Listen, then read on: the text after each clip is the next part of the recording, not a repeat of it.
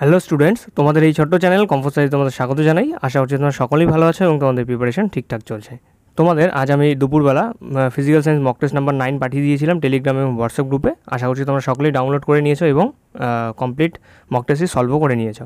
আজকে আমাদের এই ক্লাসে আমরা এই মক টেস্ট 9-এর সলিউশন দেখবো, কমপ্লিট সলিউশন। এখানে বিভিন্ন ধরনের অঙ্ক যেগুলো আছে সেই অঙ্কগুলো দেখবো, বিবৃতিমূলক যে সমস্ত প্রশ্ন রয়েছে সেই সমস্ত প্রশ্ন কিন্তু আমরা এখানে সলভ করে নেবো। ঠিক আছে, তোমরা কী করবে, কমপ্লিট ভিডিওটি দেখবে, তোমরা কী কী আনসার মার্ক করেছো আর এখানে আমি কী কী সঠিক আনসার দিচ্ছি সেই সমস্ত কিছু মিলিয়ে নিয়ে তোমার নেগেটিভ মার্কস সহ কত মার্কস আসছে সেটা তোমরা অবশ্যই কমেন্টে জানাবে। ঠিক আছে, আর তোমরা যারা আজকে নতুন আমাদের ক্লাসে এসেছো, ঠিক আছে, কমফোর্ট স্টাডি ক্লাসে এসেছো, তোমরা জানো না যে কোথায় আমাদের এই মক টেস্টগুলো পাওয়া যায়। তোমাদের বলে দিচ্ছি যে আমাদের যে এই যে টেলিগ্রাম চ্যানেল রয়েছে এবং হোয়াটসঅ্যাপ গ্রুপ রয়েছে, এই দুই গ্রুপ এবং চ্যানেলেই কিন্তু তোমরা আমাদের সমস্ত class PDF, mock test PDF, ঠিক আছে, যে সমস্ত তোমাদের সাজেশন ভিডিও দেওয়া আছে সমস্ত কিছু কিন্তু আমাদের এই দুই গ্রুপে তোমরা পেয়ে যাবে।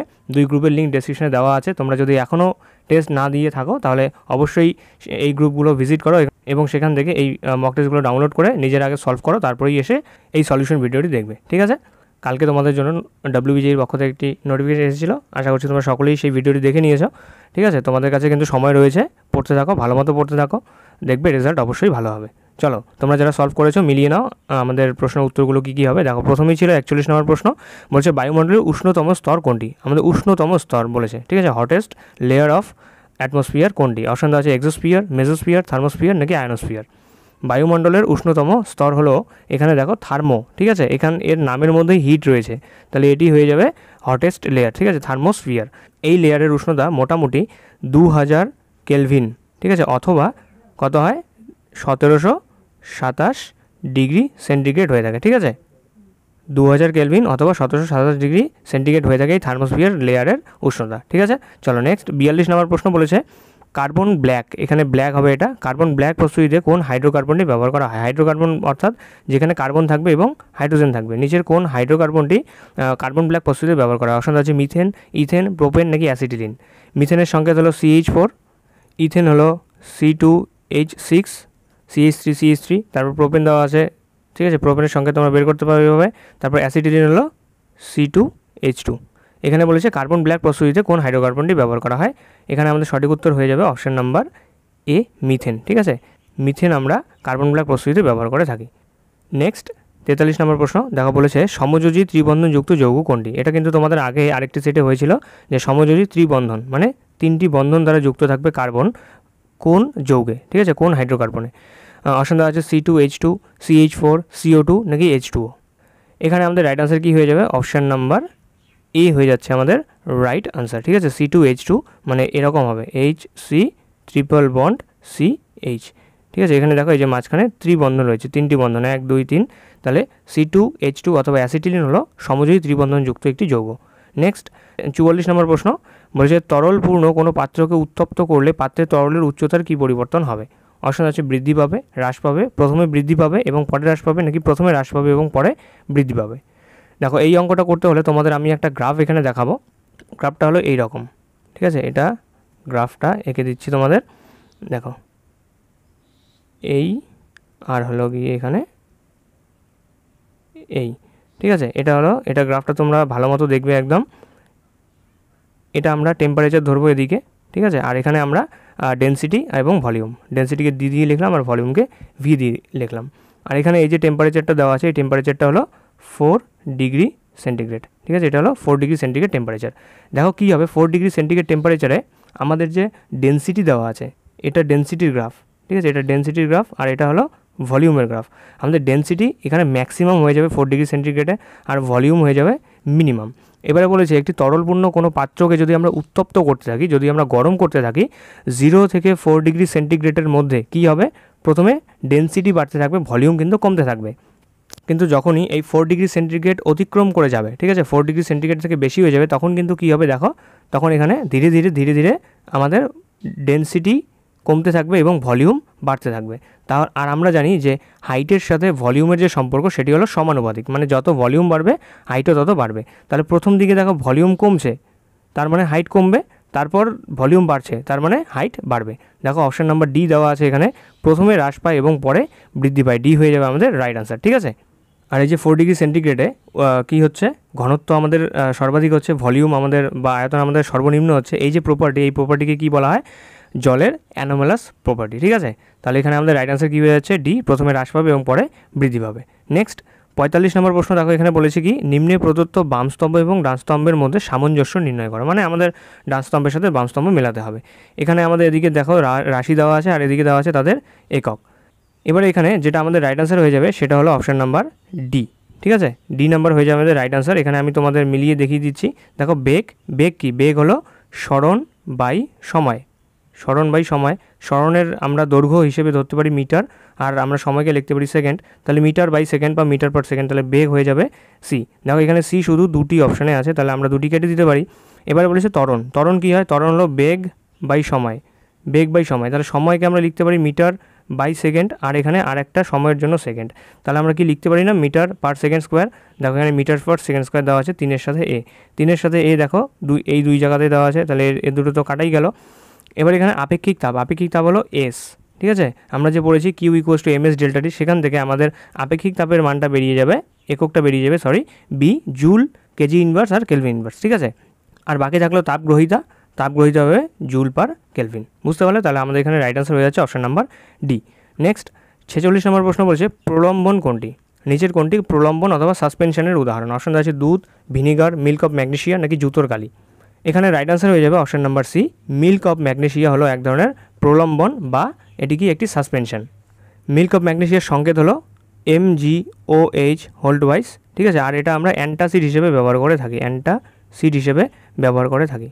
পাকস্থলীতে যদি অত্যাধিক পরিমাণে অ্যাসিডিটি বেড়ে যায় তাহলে কিন্তু এই মিল্ক অফ ম্যাগনেশিয়াকে অ্যান্টাসিড হিসেবে ব্যবহার করা হয়। ঠিক আছে, নেক্সট 47 নম্বর প্রশ্ন দেখো, বলেছে আইসোটোপগুলিতে কিসের সংখ্যা সমান হয়? তোমাদের পড়িয়েছিলাম আইসোটোপ, আইসোটোন, আইসোবার। ঠিক আছে, এবারে বলেছে যে আইসোটোপগুলিতে কিসের সংখ্যা সমান হয়? অপশন আছে পজিট্রন, প্রোটন, নিউট্রন নাকি মেজন। খুব ইজি। ঠিক আছে, এখানে রাইট আনসার হচ্ছে তোমাদের অপশন নাম্বার বি। আজকের সেটটা কিন্তু খুব ইজি একটা সেট ছিল তোমাদের জন্য, কারণ সমস্ত প্রশ্নই তোমাদের কোনো না কোনো সেটে কিন্তু সলভ করা আছে। ঠিক আছে, তাহলে এখানে দেখো রাইট আনসার কী হয়ে যাচ্ছে আমাদের বি, প্রোটন। আইসোটোপগুলিতে প্রোটন সমান থাকে, আইসোবারে ভর সংখ্যা সমান থাকে, আর আইসোটোনে নিউট্রন সংখ্যা সমান থাকে। ঠিক আছে, চলো নেক্সট 48 নম্বর প্রশ্ন বলেছে প্রমাণ চাপের মান কত? অপশন আছে 1.013 ইন্টু 10⁵ ডাইন, 1.6 ইন্টু 10⁵ ডাইন নাকি 1.013 ইন্টু 10⁶ ডাইন পার সেন্টিমিটার স্কোয়ার নাকি 10.13 ইন্টু 10⁶ ডাইন পার সেন্টিমিটার স্কোয়ার। এখানে দেখো সবার প্রথমে এ আর বি অপশান কেটে দাও। কেন? এখানে আমাদের বলেছে চাপের মান কত, তাহলে আমাদের চাপের একক হবে, কিন্তু ডাইন তো আমাদের বলের একক, ভুল। তা এখানে ঠিক আছে, এটা আমাদের চাপের একক, এটাও চাপের একক, ডাইন পার সেন্টিমিটার স্কোয়ার অথবা নিউটন পার মিটার স্কোয়ার। এবার রয়েছে প্রমাণ চাপের মান কত? প্রমাণ চাপের মান হবে গিয়ে তোমাদের এখানে 1.013 ইন্টু 10⁶ ডাইন পার সেন্টিমিটার স্কোয়ার। তাহলে আমাদের অপশান নাম্বার সি হয়ে যাচ্ছে রাইট আনসার। ঠিক আছে, প্রমাণ চাপের মান হলো 1.013 ইন্টু 10⁶ ডাইন পার সেন্টিমিটার স্কোয়ার। নেক্সট 49 নম্বর প্রশ্ন দেখো, এটা কোশ্চেন, ভালো কোশ্চেন একটা। বলেছে শীতল এবং লঘু নাইট্রিক অ্যাসিডের সাথে আমরা তামার যদি বিক্রিয়া করাই তাহলে কোন গ্যাস উৎপন্ন হবে? অপশন আছে NO, NO2, N2 নাকি N2O। শীতল কোল্ড অ্যান্ড ডাইলিউট নাইট্রিক অ্যাসিডের সাথে তামা বা কপারের যদি আমরা বিক্রিয়া ঘটাই তাহলে যে গ্যাসটি উৎপন্ন হয় সেটি হলো অপশন নাম্বার এ, NO। ঠিক আছে, NO গ্যাস উৎপন্ন হবে। এটার যে রিয়েকশানটা আছে, রিয়েকশানটা তোমাদের আমি দেখিয়ে দিই। দেখো কপার Cu প্লাস HNO3 যদি বিক্রিয়া করাই তাহলে আমরা পাবো এখানে copper nitrate CuNO3 hold wise. ঠিক আছে, সাথে পাবো NO যেটা গ্যাস রূপে বেরিয়ে যাবে, আর তার সাথে থাকবে জল উৎপন্ন হবে। বুঝতে পারলে? তাহলে কপারের সাথে দেখো শীতল এবং লঘু, এটা কিন্তু মাথায় রাখবে, শীতল এবং লঘু। যদি আমরা এখানে গাঢ় নাইট্রিক অ্যাসিড বা কনসেন্ট্রেটেড নাইট্রিক অ্যাসিড ইউজ করি তাহলে কিন্তু রিয়েকশানটা আলাদা হয়ে যাবে।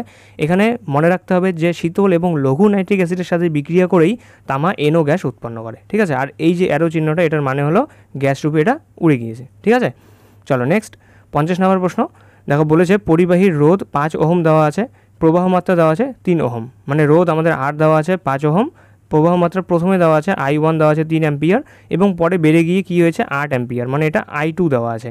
এবারে বলেছে প্রান্তীয় বিভব প্রভেদের কী পরিবর্তন হবে? দেখো অপশানগুলো তোমরা দেখে নিয়েছো, অপশান তোমরা চুজও করে নিয়েছো। ঠিক আছে, আমি তোমাদের বলে দিচ্ছি, আমরা একটা সূত্র জানি যে V = IR, তাই তো? V = IR জানি। এবারে আমাদের বলছে প্রান্তীয় বিভব প্রভেদের কী পরিবর্তন হবে? ∆V = ডেল্টা আই ইন্টু আর লিখতে পারি। এখানে আর কি আমাদের কনস্ট্যান্ট দেওয়া আছে একটি পরিবাহী, আর তার রোধ কিন্তু আমাদের কনস্ট্যান্ট দেওয়া আছে, ধ্রুবক দেওয়া আছে 5 ওহম। কিন্তু আমাদের চেঞ্জ হচ্ছে কি তড়িৎ প্রবাহ মাত্রা, ঠিক আছে, যেটাকে আই দিয়ে প্রকাশ করি, আর আমাদের প্রান্তীয় বিভব প্রভেদ পরিবর্তিত হচ্ছে, যার জন্য এর পরিবর্তন আমাদের চেয়েছে। আর পরিবর্তন ডেল্টা ভি আমরা লিখতে পারি, ডেল্টা ভি মানে হলো গিয়ে V2 মাইনাস V1, মানে অন্তিম বিভব প্রভেদ কী ছিল আর প্রাথমিক বিভব প্রভেদ কী ছিল, তার দুইয়ের যে অন্তর, সেই অন্তরটা হলো প্রান্তীয় বিভব প্রভেদের পরিবর্তন। তাহলে এখানে দেখো আমাদের ডেল্টা ভি বের করতে বলেছে, ডেল্টা ভি বের করতে হবে। আর ডেল্টা আই মানে কি, I2 মাইনাস I1, মানে অন্তিম প্রবাহ মাত্রা কী ছিল তার থেকে বিয়োগ করবো আমরা প্রাথমিক প্রবাহ মাত্রা, এটা হলো ডেল্টা আই। তাহলে ডেল্টা আই এর এই জায়গায় আমরা লিখতে পারি যে I2 মাইনাস I1, আর I2-র মান কত ছিল 8, মাইনাস I1-এর মান কত ছিল 3, তাহলে 8 মাইনাস 3 গুণন দেখো আমাদের রোধের মান দেওয়া আছে 5, তাহলে এখানে দেখো 5 3 8 হবে, মানে এখানে 5 আসবে, এখানে 5 আসবে, 5 5-এ কত হবে 25, ঠিক আছে। এখানে আমাদের রাইট আনসার এসে যাবে ইকুয়ালস টু 25। এবারে দেখো আরেকটা জিনিস তোমাদের দেখিয়ে দিই, সেটা হলো ভি ইকুয়ালস টু আই আর থেকে আমরা কি লিখতে পারি, যেহেতু আর এখানে কনস্ট্যান্ট, তাহলে আমরা আর তুলে দিব, সমান সমান তুলে দেবো, দিয়ে এখানে আমরা ভ্যারাইজেস চিহ্নটা নিয়ে আসতে পারি, ভ্যারাইজেস আই, মানে ভি ভ্যারাইজেস আই হবে, ঠিক আছে। মানে প্রবাহ মাত্রার সমানুপাতিক হবে বিভব প্রভেদ, মানে তড়িৎ প্রবাহ মাত্রা যদি বেশি হয় তাহলে বিভব প্রভেদ কী হবে, বেশি হবে। তাহলে এখানে যতগুলো আমাদের হ্রাসের অপশান দেওয়া আছে, সব হ্রাসের অপশানগুলো আমাদের কেটে দিতে হবে। হ্রাস অপশান দেওয়া আছে, কেটে দাও, এখানে হ্রাস দেওয়া আছে, কেটে দাও। বৃদ্ধি পাবে আমাদের বিভব প্রভেদ, কিন্তু কতটা বিভব প্রভেদ বৃদ্ধি পাবে, সেটা হলো 25 ভোল্ট, ঠিক আছে। 25 ভোল্ট বিভব প্রভেদ আমাদের বৃদ্ধি পাবে। এখানে আমাদের রাইট আনসার হয়ে যাবে অপশান নাম্বার সি, বিভব প্রভেদের মান 25 ভোল্ট বৃদ্ধি পাবে। বুঝতে পারলে কীভাবে অঙ্কটা করা হলো? যদি তোমরা বুঝতে না পারো তাহলে অবশ্যই তোমরা কমেন্ট বক্সে জানাবে। এছাড়াও আমাদের টেলিগ্রাম ডিসকাশন গ্রুপ রয়েছে, হোয়াটসঅ্যাপ গ্রুপ রয়েছে, সেই সমস্ত গ্রুপে তোমরা তোমাদের ডাউটগুলো পোস্ট করতে পারো, তোমাদের সমস্ত ডাউট কিন্তু সলভ করে দেওয়া হবে, ঠিক আছে। তাহলে চলো নেক্সট কোশ্চেন দেখি। 11 নম্বর প্রশ্ন দেখো, বলেছে বল ধ্রুবক এর মান বেশি হলে স্প্রিংয়ের কোন গুণটি বৃদ্ধি পাবে? বল ধ্রুবক অথবা স্প্রিং কনস্ট্যান্ট যেটাকে আমরা বলি, যেটাকে আমরা কে দিয়ে প্রকাশ করি, স্প্রিং কনস্ট্যান্ট, এই স্প্রিং কনস্ট্যান্টের মান যদি বেশি হয় তাহলে স্প্রিংয়ের কোন গুণটি বৃদ্ধি পাবে? অপশান আছে ভঙ্গুরতা, নমনীয়তা, অনমনীয়তা, নাকি কোনোটি নয়। এখানে আমাদের রাইট আনসার হয়ে যাবে অপশান নাম্বার সি, অনমনীয়তা, ঠিক আছে। যদি স্প্রিংয়ের বল ধ্রুবকের মান বেড়ে যায়, বা আমাদের যে স্প্রিং কনস্ট্যান্ট এর মান যদি বেড়ে যায়, তাহলে স্প্রিংয়ের স্টিফনেস বেড়ে যাবে, ঠিক আছে। মানে greater the spring constant, stiffer the spring. বুঝতে পারলে? চলো নেক্সট 52 নম্বর প্রশ্ন দেখো, বলেছে এসআইতে শক্তির একক কী? এসআইতে শক্তির একক খুব ইজি, ইম্পর্ট্যান্ট, এটা আশা করছি তোমরা সকলেই সলভ করেছো। তোমাদের যাদের প্রিপারেশন চলছে, ভালো চলছে, তোমরা কিন্তু সহজেই এটার আনসার করতে পারবে। এসআইতে শক্তির একক কী তোমাদের বলার প্রয়োজন হয় না, রাইট আনসার হয়ে যাবে জুল, এ নাম্বার হয়ে যাবে আমাদের রাইট আনসার, ঠিক আছে। চলো নেক্সট 53 নম্বর প্রশ্ন দেখা, বলেছে নিউটনের কোন সূত্র থেকে বলের সংজ্ঞা পাওয়া যায়? ফোর্স, ঠিক আছে। বলের ধারণা আমরা নিউটনের কোন সূত্র থেকে পেয়ে থাকি? অপশান দেওয়া আছে প্রথম গতিসূত্র, দ্বিতীয় গতিসূত্র, তৃতীয় গতিসূত্র, নাকি মহাকর্ষ সূত্র। এটা খুব ইজি কোশ্চেন, আমাদের রাইট আনসার হয়ে যাবে এখানে অপশান নাম্বার বি, ঠিক আছে। নিউটনের দ্বিতীয় গতিসূত্র থেকে আমরা বলের ধারণা পেয়ে থাকি, প্রথম গতিসূত্র থেকে আমরা জাড্ডের বা ইনার্শিয়ার ধারণা পেয়ে থাকি, আর তৃতীয় গতিসূত্র থেকে আমরা জানতে পারি অ্যাকশন রিঅ্যাকশন পেয়ার। চলো নেক্সট 54 নম্বর প্রশ্ন দেখো, বলেছে সোডা ওয়াটারের বোতলের ছিপি খুললে কোন গ্যাসটি বোতল থেকে বুদবুদের আকারে বেরিয়ে আসে? সোডা ওয়াটার মানে কোল্ড ড্রিঙ্কস, সকলেই খেয়েছি। এই কোল্ড ড্রিঙ্কসের বোতলের যদি আমরা ছিপি খুলি, ঠিক আছে, একটু ঝাঁকিয়ে যদি ছিপি খুলে দেই, তাহলে বোতল থেকে বুদবুদের আকারে বেরিয়ে আসে। কোন গ্যাসটি বুদবুদের আকারে বেরিয়ে আসবে? অপশান দেওয়া আছে H2, NO2, CO2, নাকি O2। এখানে রাইট আনসার হয়ে যাবে তোমাদের অপশান নাম্বার সি, CO2 বেরিয়ে আসে, ঠিক আছে। সেই ঠান্ডা যে পানীয়গুলো রয়েছে, সোডা ওয়াটার বা কোল্ড ড্রিঙ্কস, সেখানে কিন্তু CO2 খুব একটা হাই প্রেশারে দ্রবীভূত অবস্থায় থাকে। এবারে যখনই তুমি সেই বোতলের ছিপি খুলে দেবে, তখন কিন্তু CO2 কী হবে? CO2 সেই দ্রবণ থেকে গ্যাসীয় রূপে বাইরে বেরিয়ে আসবে।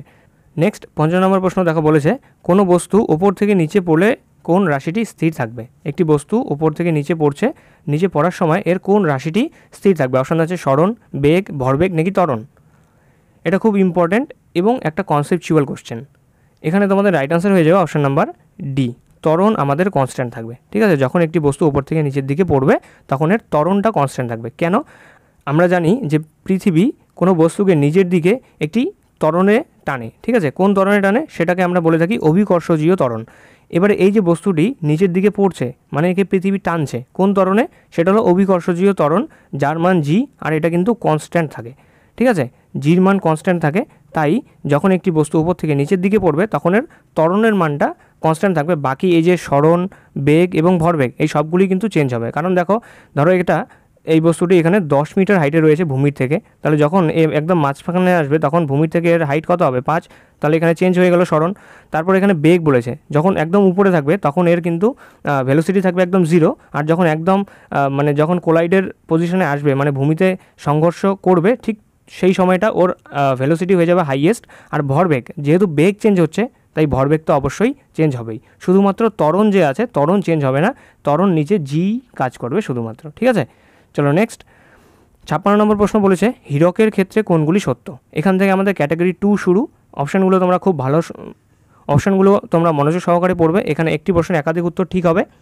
56 নম্বর প্রশ্ন বলেছে হীরকের ক্ষেত্রে কোনগুলি সত্য। ঠিক আছে, কোন বক্তব্যগুলি সত্য। অপশান দেওয়া আছে তাপের সুপরিবাহী, তাপের কুপরিবাহী, তড়িতের সুপরিবাহী নাকি তড়িতের কুপরিবাহী। এখানে রাইট আনসার হয়ে যাচ্ছে আমাদের অপশান এ তাপের সুপরিবাহী এবং ডি তড়িতের কুপরিবাহী। ঠিক আছে, হীরক তাপের সুপরিবাহী হয়, মানে এর মধ্য দিয়ে তাপ যেতে পারে, কিন্তু তড়িতের কুপরিবাহী তড়িৎ যেতে পারে না। কেন তড়িৎ যেতে পারে না? এর কারণ হলো এর মধ্যে কোনো ফ্রি ইলেকট্রন থাকে না। ঠিক আছে, কোনো ফ্রি ইলেকট্রন থাকে না, ফ্রি ইলেকট্রন অ্যাবসেন্ট কার মধ্যে? হীরকের মধ্যে অথবা ডায়মন্ডের মধ্যে, তাই কিন্তু হীরক তড়িতের কুপরিবাহী। আর গ্রাফাইট যে রয়েছে, গ্রাফাইটের মধ্যে ফ্রি ইলেকট্রন আছে জন্যই গ্রাফাইট তড়িতের সুপরিবাহী। ঠিক আছে, চলো নেক্সট 17 নম্বর প্রশ্ন বলেছে কোন ধাতুগুলিকে কার্বন বিজারণ পদ্ধতি দ্বারা নিষ্কাশন করা যায় না। কার্বন বিজারণ একটি পদ্ধতি রয়েছে যার দ্বারা আমরা বিভিন্ন ধরনের ধাতুকে নিষ্কাশন করে থাকি, মেটালকে। এবারে কোন কোন ধাতুকে আমরা কার্বন বিজারণ বা কার্বন রিডাকশন পদ্ধতিতে নিষ্কাশন করতে পারি না। অপশন দেওয়া আছে সোডিয়াম, অ্যালুমিনিয়াম, ম্যাগনেসিয়াম নাকি জিঙ্ক। এখানে আমাদের রাইট আনসার হয়ে যাবে সোডিয়াম, অ্যালুমিনিয়াম আর ম্যাগনেসিয়াম। কেন? কারণ এই তিনটি ধাতু কিন্তু খুবই সক্রিয় প্রকৃতির হয়। ঠিক আছে, আর এরা হলো ধনাত্মক, ঋণাত্মক প্রকৃতির নয়, এরা হলো ধনাত্মক প্রকৃতির, আর এরা খুবই সক্রিয়। এরা অক্সিজেনের সাথে বিক্রিয়া করতে চায়, যার জন্য এদেরকে কিন্তু বিজারণ করা সম্ভব হয় না অত সহজে কার্বন বিজারণ পদ্ধতিতে, তাই আমরা এই সমস্ত ধাতুগুলিকে নিষ্কাশন করতে পারি না। নেক্সট 58 নম্বর প্রশ্ন দেখা বলেছে মানুষের চোখের রেটিনাতে উৎপন্ন প্রতিবিম্ব কী ধরনের হবে। মানুষের চোখ আছে, ঠিক আছে, এই চোখের এখানে রেটিনা আছে, এই রেটিনার মধ্যে যে প্রতিবিম্ব সৃষ্টি হবে এই প্রতিবিম্বটা কী ধরনের হয়। অপশন আছে সৎ, অসৎ, সমশিষ্য নাকি অপশিষ্য। এখানে আমাদের রাইট আনসার হয়ে যাবে এ এবং ডি। সৎ প্রতিবিম্ব উৎপন্ন হবে এবং সেই প্রতিবিম্বটি কী হবে? অবশিষ্য হবে। ঠিক আছে, real and inverted, real and inverted. ঠিক আছে, কারণ আমাদের এই যে এখানে যে লেন্স রয়েছে এই লেন্সটি কিন্তু কনভেক্স লেন্স, আমাদের লেন্স হলো কনভেক্স লেন্স বা উত্তল লেন্স, সেই জন্যই যে প্রতিবিম্ব গঠিত হবে সেটি হবে রিয়াল এবং ইনভার্টেড, অর্থাৎ সৎ এবং অবশিষ্য। ঠিক আছে, নেক্সট 59 নম্বর প্রশ্ন দেখা বলেছে নিম্নলিখিত কোনগুলি মৃদু জলের উৎস। অপশন আছে বৃষ্টির জল, সমুদ্রের জল, উপসাগরের জল নাকি পাতিত জল। মিষ্টি জলের উৎস অথবা মৃদু জলের উৎস কোনগুলি? খুব সহজ কোশ্চেন, এটা তোমরা ভূগোলেও পড়ো, জিকেতেও পড়ো। ঠিক আছে, এখানে আমাদের রাইট আনসার হয়ে যাবে এ এবং ডি। বৃষ্টির জল এবং পাতিত জল এই দুই জল হলো মৃদু জলের উৎস, আর এই যে সমুদ্রের জল এবং উপসাগরের জল রয়েছে এগুলো কিন্তু লবণাক্ত জলের উৎস। ঠিক আছে, লবণাক্ত জলের উৎস। ঠিক আছে, তাহলে রাইট আনসার হয়ে যাচ্ছে option number A and D. Next এবং আজকে আমাদের লাস্ট প্রশ্ন, ক্যাটাগরি 2 লাস্ট প্রশ্ন, 60 নম্বর প্রশ্ন বলেছে নিম্নলিখিত কোনগুলি বর ধাতু। বর ধাতু অথবা যেগুলোকে আমরা বলে থাকি নোবেল, ঠিক আছে, নোবেল মেটাল, নোবেল মেটাল। আমরা নোবেল গ্যাস পড়েছি, এবারে আমাদের এখানে জিজ্ঞেস করেছে যে নোবেল মেটাল কোনগুলো। অপশন আছে প্ল্যাটিনাম, সোডিয়াম, গোল্ড নাকি জিঙ্ক। যদি তোমাদের নোবেল গ্যাসের কনসেপ্টটা মনে থাকে সেই হিসেবে সেইভাবেই তোমরা এই নোবেল মেটালের কনসেপ্টটাও কিন্তু মনে রাখতে পারো। আমরা জানি যে নোবেল গ্যাস সাধারণত বিক্রিয়া করে না। ঠিক আছে, এক্সট্রিম কন্ডিশন ছাড়া নোবেল গ্যাস কিন্তু বিক্রিয়া করে না, কারণ এদের অক্টেট কমপ্লিট থাকে। সেরকমই এই যে নোবেল মেটাল রয়েছে এই নোবেল মেটালগুলোও কিন্তু অতটা সক্রিয় নয়। ঠিক আছে, এরাও বিক্রিয়া করতে চায় না। সেই সমস্ত ধাতুগুলি হলো এখানে দেওয়া আছে প্ল্যাটিনাম এবং গোল্ড। ঠিক আছে, প্ল্যাটিনাম এবং গোল্ড এরা কিন্তু অত সহজে বিক্রিয়া করতে চায় না, তাই এদেরকে আমরা বর ধাতু অথবা নোবেল মেটাল বলে থাকি। এরাও কিন্তু নোবেল গ্যাসের মতনই বিক্রিয়া করতে চায় না। ঠিক আছে, তাই নোবেল গ্যাসেরটা তো তোমাদের সবারই মনে থাকে যে এরা নিষ্ক্রিয় প্রকৃতির হয়, এরা বিক্রিয়া করতে চায় না। ঠিক একইভাবে মনে রাখবে নোবেল মেটালের ক্ষেত্রেও। ঠিক আছে, বোঝা গেল তাহলে কোশ্চেনগুলো। এই পর্যন্তই ছিল আমাদের আজকের সেটের প্রশ্ন, টোটাল 20টি প্রশ্ন। আশা করছি তোমাদের সবগুলি ঠিক হয়েছে। যাদের সব ঠিক হয়েছে তোমরা অবশ্যই কমেন্ট বক্সে জানাবে, আর যাদের কিছু কিছু ভুল হয়েছে তোমরা তোমাদের ভুলগুলো মার্ক করো, কোন আনসারটা ঠিক হয়েছে সেটা বোঝার চেষ্টা করো, সেই জায়গাগুলো মনোযোগ সহকারে শোনো তোমাদের কী এক্সপ্লেনেশন দেওয়া হয়েছে। তবুও যদি তোমরা বুঝতে না পারো অবশ্যই তোমরা কমেন্ট বক্সে জানাবে। এছাড়া আমাদের টেলিগ্রাম ডিসকাশন গ্রুপ রয়েছে, হোয়াটসঅ্যাপ গ্রুপ রয়েছে, সেখানে তোমরা জানাবে।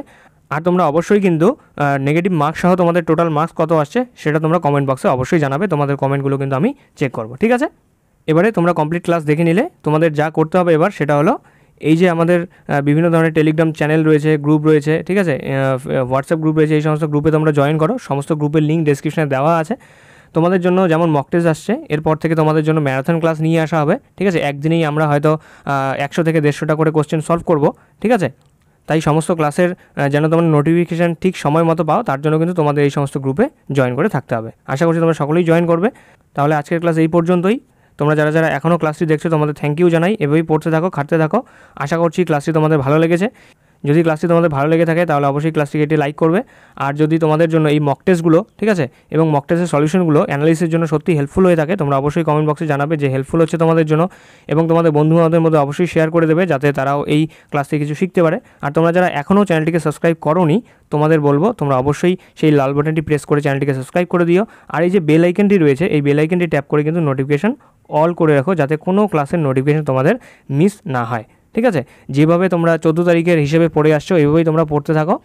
দেখবে 4 তারিখে যে তোমাদের এক্সাম হবে সেদিন কিন্তু তোমার এক্সাম খুবই ভালো হবে, ঠিক আছে। তাহলে আজকের ক্লাস এই পর্যন্তই। দেখা হচ্ছে তোমাদের সাথে নেক্সট আরেকটি ক্লাসে। ততদিনের জন্য বাই। পড়তে থাকো, ভালো থাকো এবং সুস্থ থাকো।